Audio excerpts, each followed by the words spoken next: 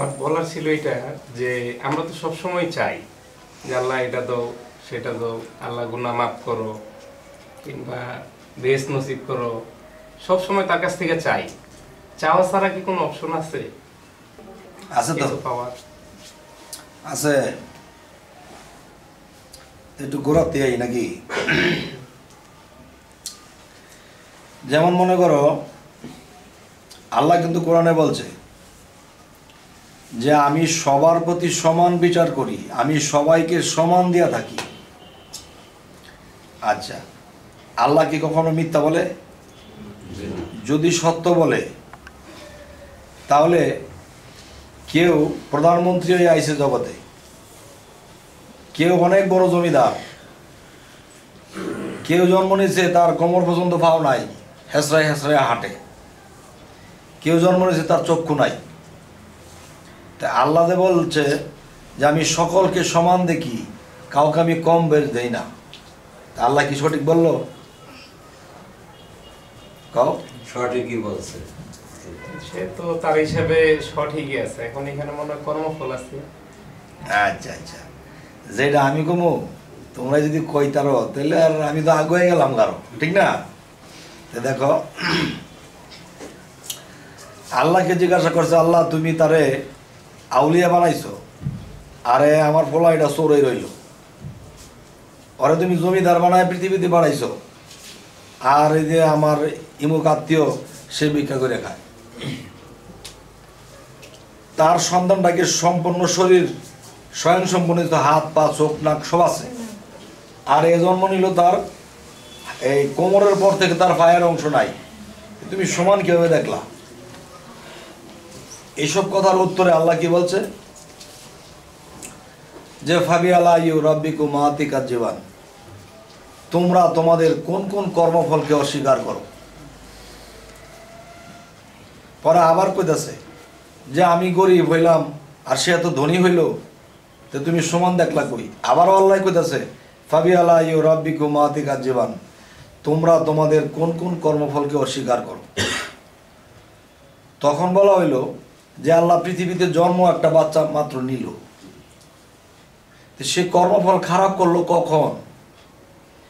তার চক্ষু নাই, তার হাত নাই বা তার পাও নাই, সে কর্ম খারাপ করলো কই?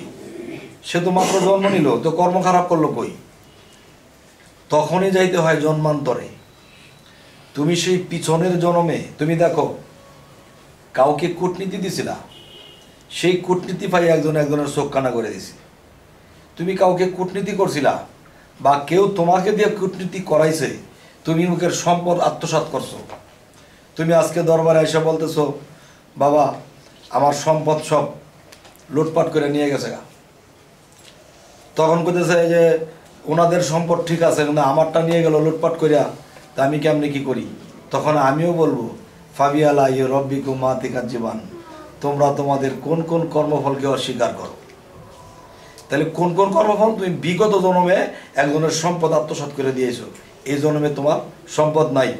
ওই জন্মে তুমি কারো চক্ষু অন্ধ করে দিছিলা, এই জন্মে তোমার চক্ষু নাই। গেল ওই সাবজেক্ট। আর একটা কথা কি বলা হয়েছে, আল্লাহর কাছে কি চাইলে দিব না, না চাওয়া যাইব না, এটা বলছো না? যে আল্লাহর কাছে কি আমি চাবো না, নাকি না চাইলে দিবে, নাকি চাইলে দিবে না? এখন মনে করো পৃথিবীতে আল্লাহ যখন একটা মানুষকে পাঠানো হয়, তখন সেই মানুষটার যা কিছু দরকার তা দিয়েই পাঠায়। যদি গরিবী হালে জন্ম নেয় তাহলে এখানেও তার রিজিক রাখা আছে, যদি জমিদারের সে জন্ম নেয় সেখানেও তার রিজিক রাখা আছে। এখন গরিবী হালে জন্ম নেওয়ার পরে সে বলতেছে যে আল্লাহ আমারে তুমি একটু সম্পদ দাও, মানে আল্লাহর কাছে সম্পদ যখন চাওয়া হইল, আল্লাহর খাতায় লেখা আছে যে ভাগ্যের সম্পদ নাই। তবে পিছনের কর্মফল এখানে ভুগবে ঠিক আছে, আবার এখানে এসে কর্মফল খণ্ডাইতেও পারে। তা কি দিয়া? কর্ম দিয়া। যেমন তুমি এমন কিছু কর্ম করছো যে আল্লাহ সন্তুষ্টি হয়েছে, তোমার খারাপ কর্ম কিছু কাটতে গেছে, এখানে ভালোটা এসে জমা হয়েছে। বা তুমি জীবন চলার পথে আরও কিছু ভালো কিছু কাজ করছো, তখন তোমার প্রতি আল্লাহ একটু সন্তুষ্ট হয়েছে, আবার খারাপ কিছু কর্ম কাটতে নিয়ে নিছে, ভালোটা দিয়ে দিছে।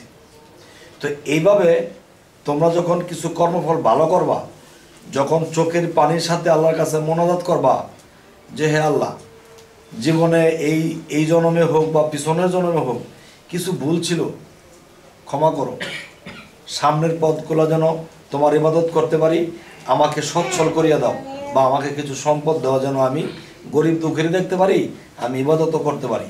চোখের পানির সাথে যখন বলা হবে, তো একদিন দুদিন 3 দিন, রাতের নিগুম রাতে, যেমন একটা কথা বলা আছে যে রাতের যখন গভীর হয় তখন আল্লাহ নিজে চৌথা আসমানে বসে, আর ফেরেশতাদেরকে বলা হয় দেখো কোন বান্দা কি চায়। তখন যেই টাইমে মানুষ চাইব এই টাইমে কিন্তু মানুষ ঘুমায়। আর চায় কখন? যখন আল্লাহর অফিস বন্ধ থাকে, যখন আল্লাহ যখন চৌথা আসমানে বসে না, তখনই মানুষের দিনের বেলা চায়। দিনের বেলা তো আল্লাহ বসে না, আল্লাহ গভীর রজনীতে বসে। তখন কোনো বান্দা যদি গোমা করিয়া 2টা 2:30টার দিকে তার যখন হাত তোলে, সেজদা করে, হাত তোলে, চোখের পানি পালায়, আর যখন এই মনের কথাগুলো বলে, 1 দিন 2 দিন 3 দিন 41 দিন বন্ধ করতে থাকো, তখন আল্লাহর এখানে গিয়ে নখ বাজে। আল্লাহ যে সিংহাসনে বসা, এই সিংহাসনটা কাঁপে। তখন আল্লাহ কিন্তু ফেরেশতাদেরকে বলে, এই দেখতো কে যেন আমাকে বহুদিন ধরে কিছু চায় বা কিছু ডাকে, কিছু চাইতেছে, দেখো তো। তখন দেখে যে 41 দিনের মধ্যে সে একটা রাতও ঘুমায় নাই, সে তোমার কাছে আরাধনা প্রার্থনা করতেছে, সে এই জিনিসটা চায়। তখন তার মধ্যে নূরের সৃষ্টি হয়েছে না, নিগুম রাত্রি ইবাদত করতে করতে। তখন আল্লাহ যেই সিংহাসনে বসছে, সেই সিংহাসনটা কিন্তু নূরের তৈরি। আর সেই নূরের তৈরি, এই নূরের ধাক্কা গিয়ে সেই নূরে যখন লাগে, তখনই আল্লাহ বোঝে যে আমার সিংহাসন কাঁপে, কে যেন আমায় স্মরণ করছে। তখন দেখতেছে যে ইমুক ঘর থেকে বসে যে মনোজাত তুললে আমার দিকে কাঁদতেছে আর কইতেছে আমার এই জিনিস দরকার। তখন সে যদি প্রাপ্ত নাও হয় তবু তাকে দিতে বাধ্য। তোমরা যদি আল্লাহর কাছে চাও তাহলে এরকম কৌশলে চাও। মানে অসময়ে তুমি গেছো চাকরির জন্য, রাতে 3টা বাজে গেলে তোমার চাকরি দেবো কেউ? যখন আল্লাহর অফিস বন্ধ হয়, ঠিক আছে, তখন দুনিয়ার অফিস খোলে। আর যখন দুনিয়ার অফিস বন্ধ হয়, পরে রাত্রের গভীরে আল্লাহর অফিস খোলে। আর যখন আল্লাহর অফিস খোলে তখন মানুষে চায় না, দরখাস্ত করে না, করে কখন? যখন বন্ধ থাকে। তাহলে রাতের নিগুম রাত্রে চাও, অবশ্যই 41 দিনের মাথায় ফয়সালা পাবা। কিন্তু তোমরা ঘুমের জ্বালায় চোখে দেও না, আবার আল্লাহর কাছে চাও, ঠিক না?